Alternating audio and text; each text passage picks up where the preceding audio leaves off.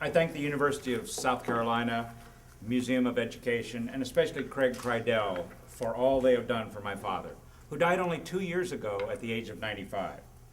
He knew of the room here, but not of this award, and he would have been very pleased about the award. We are here today for two important reasons: to honor Cleveland Sellers and to hear a lecture from Michael Olivas. The lecture is named for Charles Whitten, a leader who has done a great deal for the University of South Carolina.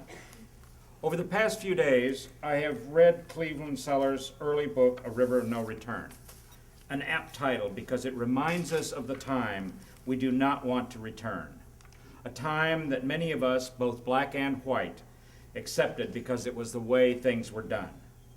After Brown v. Board, a small few Southerners, and then more, began to step up and say, this is wrong. As Cleve says in his book, it was important that Southerners right the wrongs of the South. My father, a proud Southerner, took an early and rather lonely step. Publicly vilified, but privately commended by his peers, he left here for the University of New Mexico, where 5 years ago, the 7-building complex at the University of New Mexico College of Education was named in his honor. Here at South Carolina, because of his stand, many of his colleagues wrote private letters of support that were proudly framed and hung in our home in Albuquerque. Men such as Cleveland Sellers, Stokely Carmichael, Martin Luther King, and many more took up the cause because they believed in right, and that speech and action were necessary to change what was wrong. Part of why my father was admired was because he was so often able to delve into an issue and emerge with what was right. He didn't see it as courage. It was only as doing right. It is only after the fact that the label of courage begins to appear.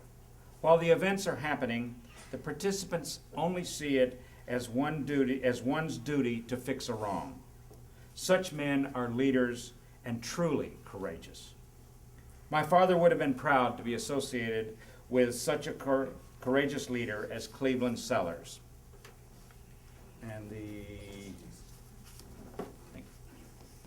And the award is read, University of South Carolina Museum of Education, Chester C. Travelstead Award for Courage in Education, presented to Cleveland Sellers in recognition of his leadership in South Carolina to further the values of integrity, intellectual spirit, justice, and stewardship, and in so doing, allowing schools to become more compassionate, more generous, more humane, and more thoughtful.